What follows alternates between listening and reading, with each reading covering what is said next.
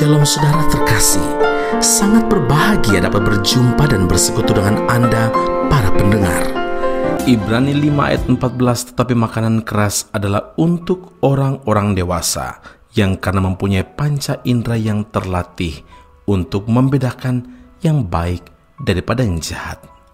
Saudaraku, perjalanan hidup seorang Kristen harus mengalami pertumbuhan dari hari ke hari.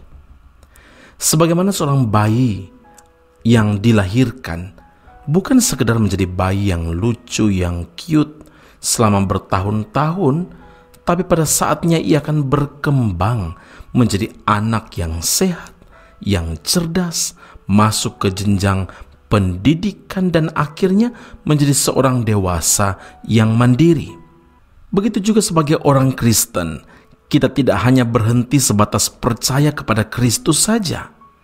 Kita harus mengalami kelahiran baru, lalu terus berproses hingga menjadi seorang Kristen yang dewasa secara rohani.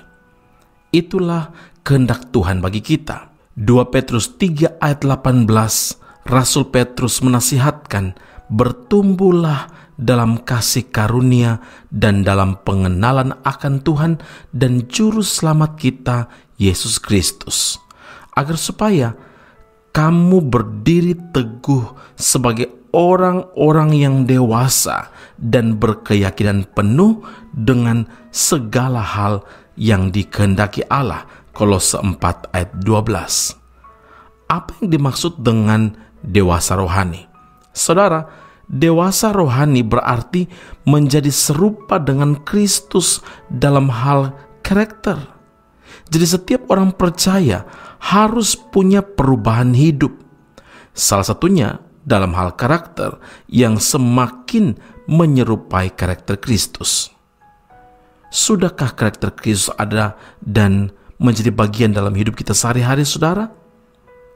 Memiliki buah-buah roh adalah tanda bahwa seseorang memiliki karakter Kristus.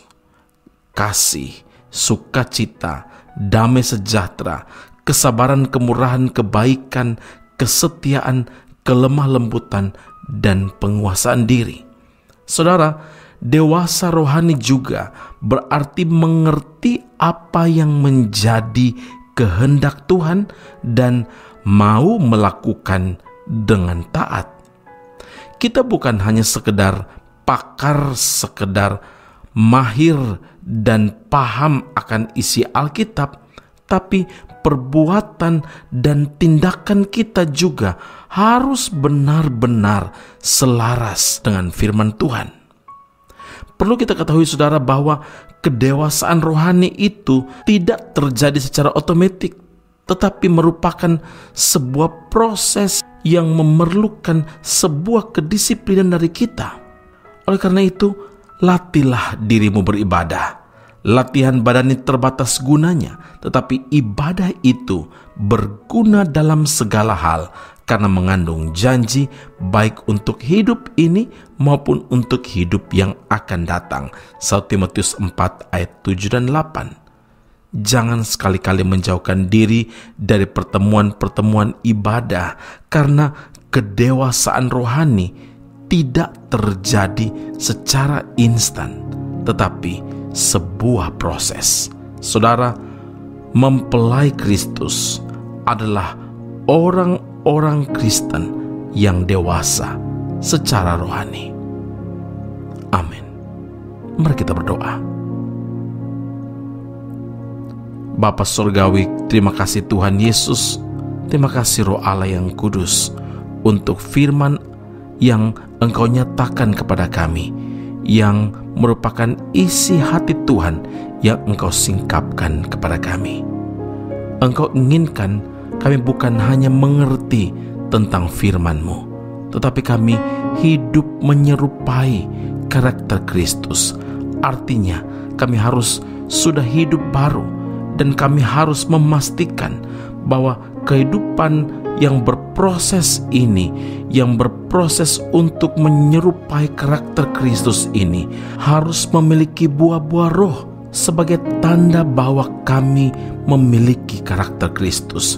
Artinya Kristus tinggal di dalam kami dan kami tinggal di dalam Kristus.